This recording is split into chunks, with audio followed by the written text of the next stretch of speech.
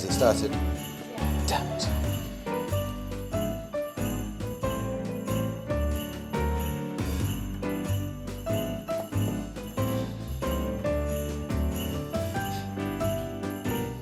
Hello and welcome back to Tuesday at Dobbs's, the final episode before Christmas. This week I'm going to continue the conversation, mainly because I had so much fun with it, towards realistic daydreaming. Motorbikes that you can dream of owning, that can take on the world, but are actually attainable. I'll get to that in a second. Just a few extra things I want to get to before then. As always, thank you so much for getting in touch with all of your thoughts and stories. The best place to do so, comment section below, and also emails if you've got a longer story and maybe some pictures. I personally read through every single comment and every single email.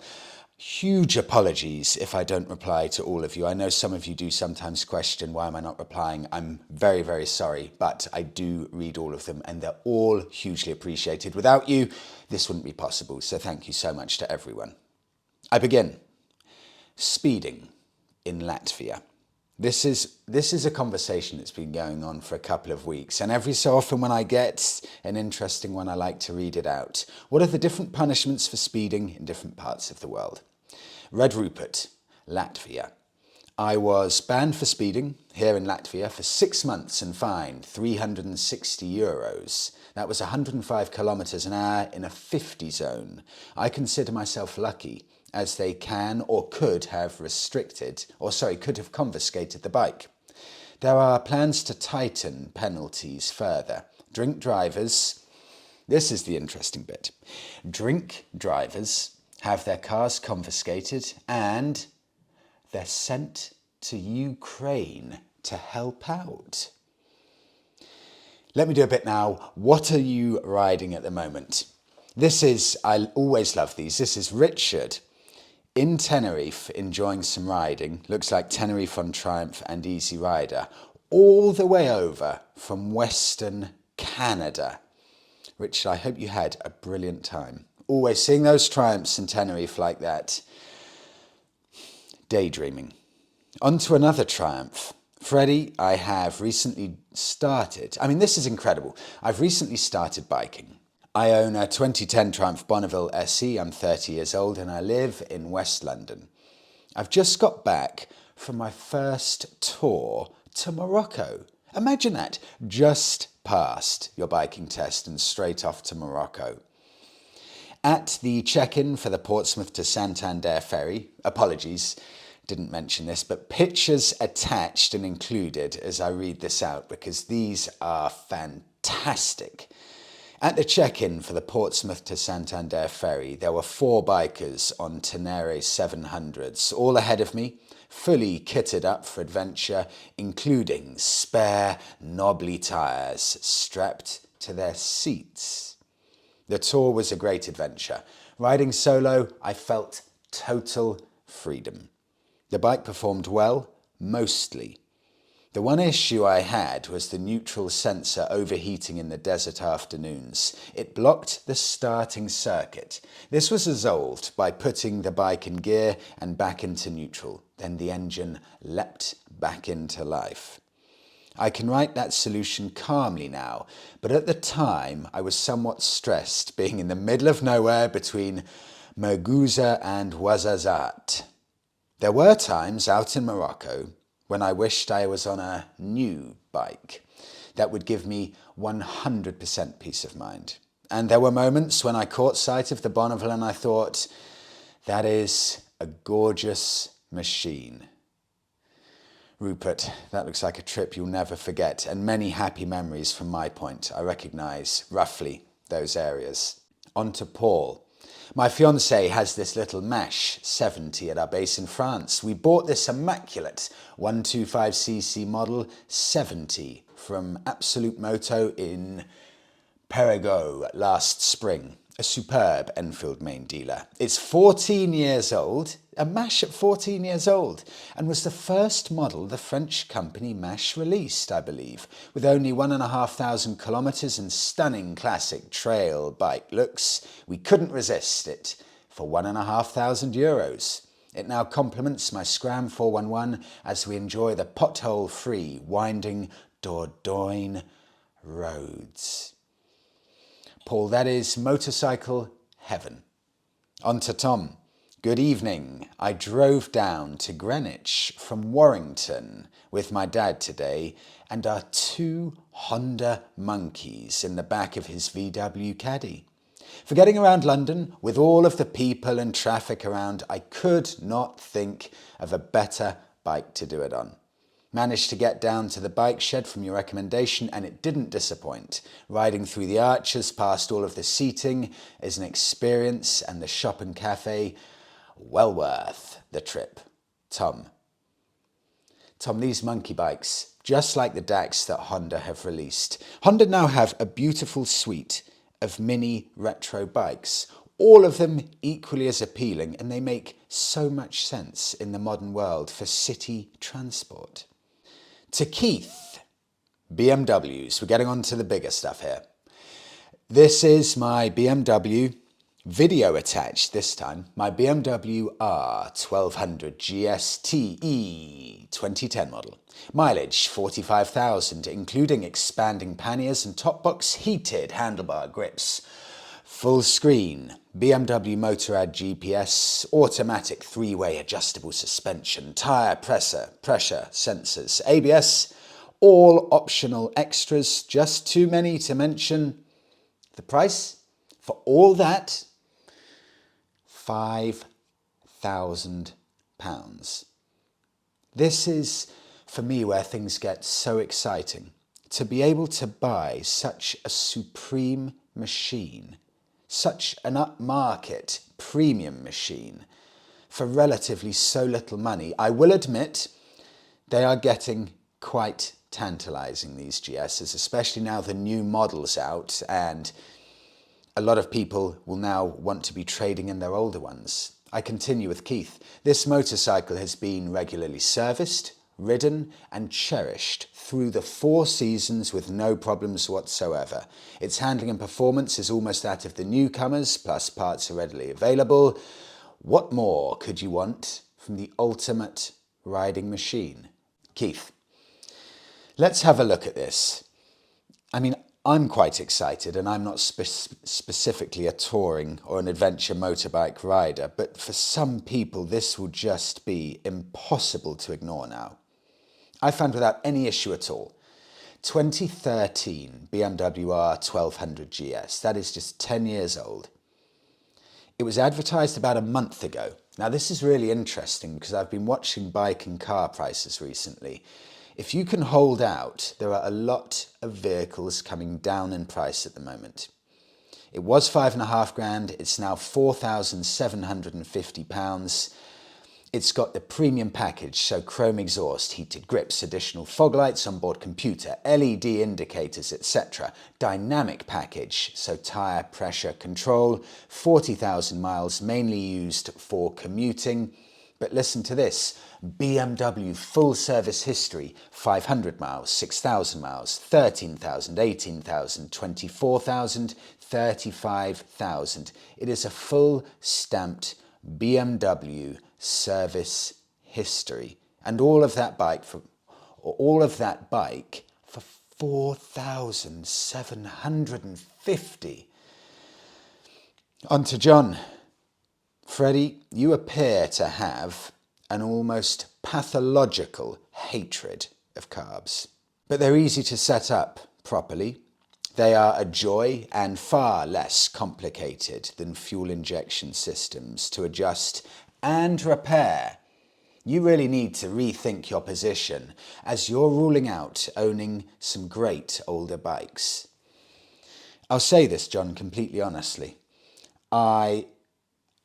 I think I'm coming round to it, and I'm not just saying that. I think I have been too dismissive of carbs. And that really hit home when I met Jake in Barcelona on his Honda VRX, 1995 model, I think. V-twin, Carb'd, classic style, Honda. Started first time, rode spot on, even though it hadn't been serviced in about 3 years or so. Jake gives it no special old bike or carb treatment. He just rides it normally, no special treatment, starts on the button, sounds exquisite. I think possibly I have just shut off carb bikes for no reason, and there's a big, big benefit here. I've always thought fuel injection bikes are better because they're just easier to maintain. But mentally, at least, my world came crashing in when I heard that my Bonneville is, in essence, not worth repairing from a proper mechanic with a workshop because it's not worth their time to do it. And I suddenly realised that I truly believe these simple older motorbikes are the bikes that are going to be staying on the roads longer because of just that reason, because they're so much simpler. Anything too complicated now, we do live in a throwaway society where if something's wrong, different parts will get thrown at a bike because mechanics just cannot justify spending 20 hours in diagnosing a problem if they've got the overheads of a facility to play or to pay for. They can't justify it. It doesn't make business sense. So these simpler bikes are just going to be making more and more sense. Even though they're older technology with carbs, at least a good mechanic will be able to get to the bottom of it without having to fork out huge amounts of money in changing many different complex electrical parts. So I think possibly more than ever, there is a place for these old, simple carb bikes. And not just from a mechanic's point of view, from you and I, the DIY at-home mechanic, maybe who has a garage and some tools, who can work on a bike themselves. I now fully understand the value of being able to work on a bike yourself, fix it, maintain it yourself, because that's the difference between being able to keep your pride and joy running, keep it on the road, and having it written off, like my Bonneville. Because if I didn't have a YouTube channel and be lucky enough that there are so many kind people offering to help me, I would have no connections to other people offering to fix my bike. My Bonneville would now be broken up for parts. That's 100% guaranteed. My Bonneville would be in the scrapyard. Because I don't have the mechanical knowledge to fix it myself, and I do start to understand the value in that. I'm not saying I'm going to turn into an at-home mechanic, but I see the value in it. And I see the value and the beauty and the simplicity of Carb'd bikes. On to Peter. I follow a couple of adventure motorcyclists, and Africa is full of these things, pictured. Usually burrowing or barreling along a dirt track 3-up. The name? Baja Boxer. It stands for strength, endurance, ruggedness and durability. A motorcycle that can take on any road across the globe. A bike that has been the single largest selling bike across Africa and one of the most preferred bikes in more than 30 countries. Known for its reliability, the Boxer is extensively used as a moto taxi, ridden by riders in many African countries, but not just that. In places like Egypt and Iran, the Baja Boxer is considered as a dependable motorcycle. Peter, you've come in here at the perfect timing, because I was watching Itsy Boots going through Nigeria. Ridiculously gripping viewing.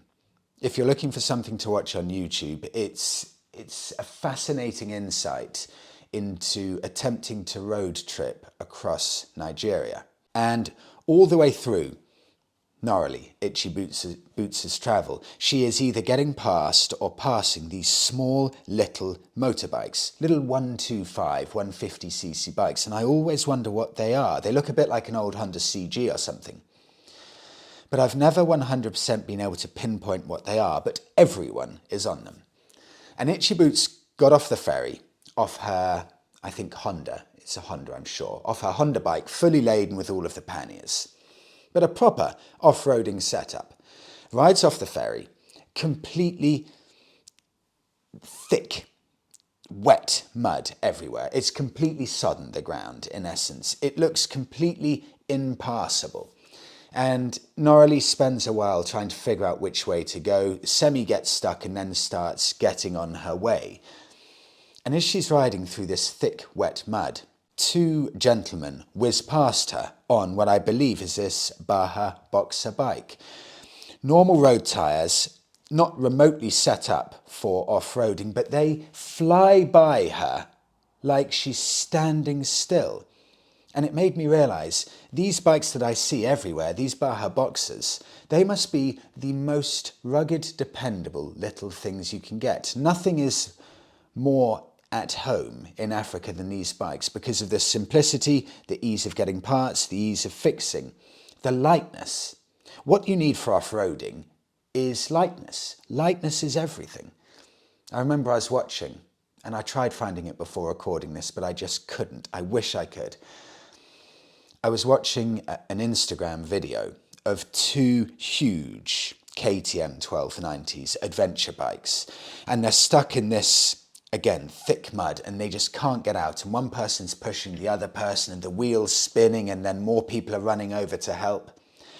And as these two adventure bike riders, fully kitted up with the textile stuff, as they're stuck in the mud, a gentleman comes past on one of these, I believe it is a Baja Boxer, rifle diagonally strapped over the shoulder, no helmet, nothing like that, just normal clothes, and he just glides over this wet, muddy track like it's nothing. Again, a bike not remotely set up for off-roading, but it's simple, it's light, it's agile, you can manhandle it when needed. These are the bikes if you want to get out to the middle of nowhere that you need, because you can get parts for them, they can be fixed, and if you get stuck in the mud, you can get out of the mud yourself. The Baja Boxer 150, £450 to buy brand new from what I can see. 12 horsepower, 123 kilos, air-cooled, and it will do 150 miles per gallon. What a little machine. On to Rich. Oh, okay. I feel I have to help out here, because I said a comment last week that I didn't want to put the Honda NC750 as the top two travel the world bikes, along with the Suzuki and Honda Transalp. And the reason I couldn't do that, I said, is because there's one big job on the Honda NC750, which is an engine out job. And the reason I know this is because you, the listener, have told me that there's one unpleasantly big job in these bikes that makes them a little bit of a pain, where you have to take the engine out. Someone's got in touch, Rich, and he said, Freddie, please clarify the engine out job on the NC750. I'm an owner and you've got me worried, so please someone share. What's the one massive job on the Honda NC750 where you have to take the engine out? And I will share it next week so Rich can see. On to Max. Oh, how? Oh, okay, here we go. Honda Transalp, the proof of its everlasting durability. From Max. Oh, how I can tell you about the Honda 650 Transalp, Freddie. In 2007, I bought a brand new one, spent a year riding it around Africa and back, and still own it with 93,000 miles on the clock. In all those miles, it only left me stranded once briefly with a broken clutch cable. It's an uber reliable tank of a bike. But before you run out and buy one, I must also add that it rides like a tank. With a 19-litre fuel tank sitting as high on the bike as Honda could possibly get it, it's incredibly top heavy, and it needs that big tank because it only gets 45 miles per gallon. The BMW F650GS, let me put one on each side so you can compare as we talk, or as I talk about these two. BMW F650GS, Honda Transalp 650. The BMW F650GS is a far superior design with a 16-litre tank under the seat. See, these are things that I don't think about if you're looking at bikes for longer trips and bikes for dynamism. Little things like this that you wouldn't always pick up on. The fuel tank under the seat from the BMW. I carry on, and the BMW averages 62 miles per gallon. I do love my old Transalp for its reliability, but I am getting ready to retire it. And the bike I'm replacing it with? A 2013 BMW F650GS with 9,300 miles on the clock. Look, I don't expect the BMW to be as reliable, but riding them back to back, it's like night and day. They weigh about the same, but the BMW feels and rides like a much lighter, more agile, and more engaging bike. I hope I don't regret it, but having ridden the BMW, I'm now ready to take my chances with it. Max, if you do sell that Transalp, and if you're willing to do so, send me an email, hi@tuesdayatdobbs.com, because I'd love to share it on here and see if anyone wants to buy it who's got a big passion for these bikes, because I can imagine that's the kind of bike that someone would love to snap up. On to Umbrella Man. I just passed my motorcycle test in the UK 2 months ago. I've been dreaming of travelling to Scotland on my motorcycle. My motorcycle instructor gave me some advice for buying my first bike. He said, don't spend more than £2,000 on a bike. So with this in mind, I took a quick look the day after I passed my test, and there it was, my now BMW. Get ready for this if you're interested in something a bit left field. Pen and paper to hand. BMW F650 Dakar. Just 10,000 miles on the clock. Interesting black and white paint/stickers. Almost immaculate for a 23-year-old bike. Just 2 owners. It needed an MOT, but it passed with just 2 advisories. So far, I've not spent anything on the bike, but I am planning on top boxers, panniers, maybe crash bars. I go to sleep at night imagining riding to Loch Lomond, Loch Ness, etc. There are good bargains to be had if you've got realistic goals. I didn't know of this bike, Umbrella Man, so I did have to do some Googling on this, and what I found was something extremely appealing. So I've saved one here on Facebook Marketplace, and I've also saved a little bit about it here. So this is from Bennett's, and I'll put it up on the side here, just to give you a little insight. There's nothing wrong. This is from Bennett's. There's nothing wrong with no frills motoring, and if you're after a very cheap and solid commuter that is more than up for a bit of green lane action at the weekend, then BMW's F650GS models are well worth considering. But what can I find for around about the £2,000 mark? Well, something very nice. Something that looks like it genuinely could be racing along the dunes in the Paris-Dakar Rally. 2004, BMW F650GS Dakar in my favourite colour combo. Blue top of the tank, silver just below it. And with this colour combo, with this paintwork, it looks like it could just jump into a desert rally. With a lovely little petrol cap just below the seat on the right-hand side. It looks legit, it looks authentic. Here's the advert for this one, £2,300, but it's been listed 2 months ago. It shows that these bikes are not top of people's list. And my guess for that, the reason for that, people simply don't know it exists. I had no idea about this.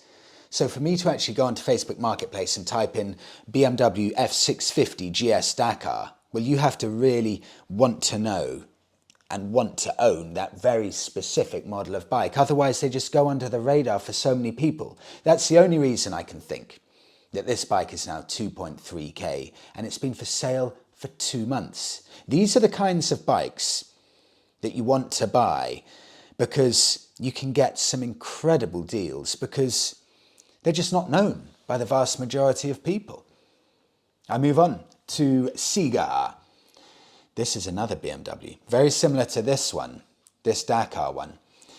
I have a F650GS, that's the 800cc engine, Don't ask, it seems ludicrously complicated that it's called a 650, but it's actually an 800.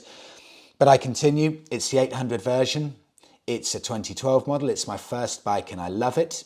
I travelled from Russia to Afghanistan and I didn't have any trouble with the bike, despite the roads were really bad and I had zero off-road experience. BMW made a really reliable bike. Okay, Siga, what can I find on Facebook Marketplace? Easy.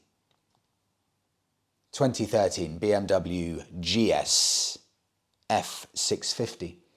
10-year-old one, £2,800. Quite similar to the Dakar one with that fuel cap just below the right-hand side of the seat. But again, a very smart looking bike. This one's got 32,000 miles on the clock, plenty of work done, brakes, tyres, sprockets, etc. Located in Greenwich, selling due to lack of storage space. But there, two very appealing looking BMWs, both for around about the £2,000 mark. I move on. Gary. Bike of the week, Gary. I was intrigued by this. I have a 2014 Yamaha Super Tenere 1200. I bought it new in March 2015 and it now has 168,000 kilometres of basically trouble-free kilometres, trouble-free motoring.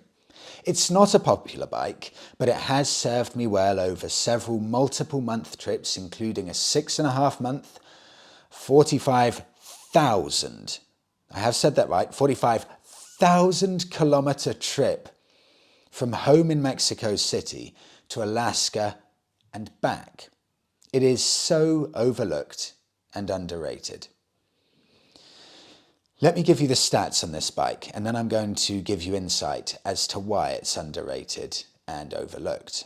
It's a 2010 to 2022 bike. It's got 109 horsepower, and it's a heavyweight, 261 kilos. I think MCN explained very well why this is a bike that will often go under the radar and isn't the most common bike to see in the classifieds. I begin, MCN. There was a time when Yamaha's Tenere range of bikes ruled the earth, literally. As desert and dirt blasters for Paris-Dakar-like competitions, the name Tenere became synonymous with adventure and off-road riding. But then it all went quiet and BMW took on the mantle of adventure bike champions with its modern-day GS range. Yamaha's revival started with the 2008 XT660 Tenere, a delightful 660 cylinder, a single-cylinder thumper dressed in traditional desert romping plastics. The introduction of the XT1200Z, i.e. the Super Tenere, carries this adventure theme further. The big sticking point, however, and this is why the Super Tenere never sold well. The big sticking point is the £13,500 price tag. To put that into context, that makes it more expensive than a fully loaded BMW R1200 GS Adventure or £2,000 more than the KTM 990 Adventure and only £700 less than the all-singing, all-dancing Ducati Multistrada 1200 S Touring. As good as the Super 10 is, it can't live with its rivals in terms of on-road performance, build quality and all-round fun factor. In short, it's way overpriced for what it is. That's MCN's words, not mine. But with all this relative unpopularity and fairly uninspiring specs and pricing, what does that mean in reality? Does that mean that we can now get a bike that was very possibly out of most people's price range as little as 9 years ago or so? But now has it become affordable? Well, I've found something to wrap it up today.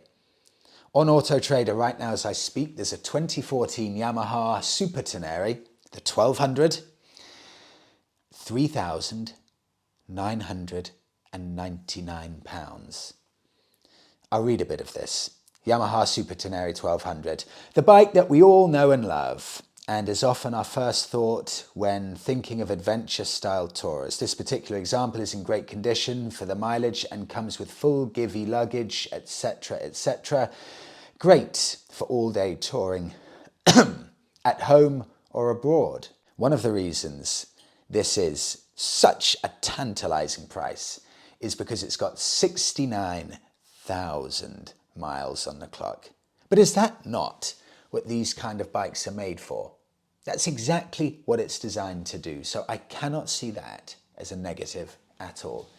This is why it's so exciting, because just a few years ago, many of us may have looked at this, the 1200 Tenere, and thought, look, that's a lovely bit of kit, that's a lovely machine, but I cannot afford something like that. That is just too rich for my blood, I'll have to leave it. But now, only a few years on, suddenly something that was a dream-level bike and unattainable is right into that almost impossible to mix or almost impossible to miss area. Sub 4K for so much bike. That's when things get impossibly exciting. And I'll wrap it up there.